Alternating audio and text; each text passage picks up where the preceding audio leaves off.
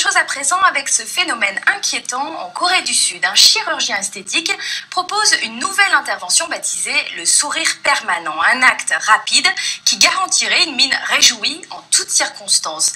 Mais sur les premiers patients opérés, le résultat n'est pas très heureux, voire même effrayant. Romain Le Petit, Muriel Drouillat et Alexia Fari. Ton papa va faire de l'art, chérie. C'est un sourire qui fait peur, comme celui de Joker, l'ennemi juré de Batman, ou un sourire qui plaît aux femmes comme dans L'homme qui rit. Son nom, le Smile Lift, un sourire lifté qui pourrait bientôt être sur toutes les lèvres en Corée du Sud. Cette clinique est la première à proposer l'intervention.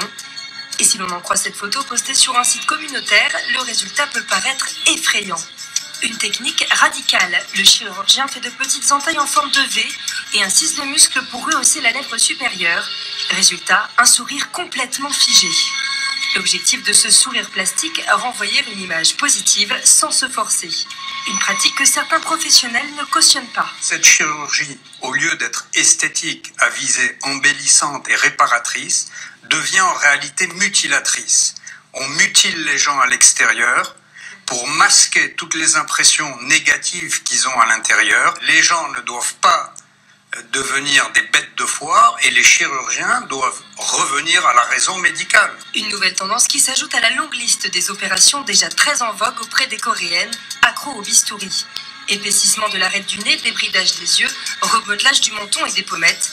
Une Coréenne sur 77 aurait recours à la chirurgie au moins une fois dans sa vie. Une beauté standardisée au cœur d'un marché tellement juteux que le pays a récemment augmenté la taxe sur ce secteur, une mesure qui n'a pas dû faire sourire tout le monde.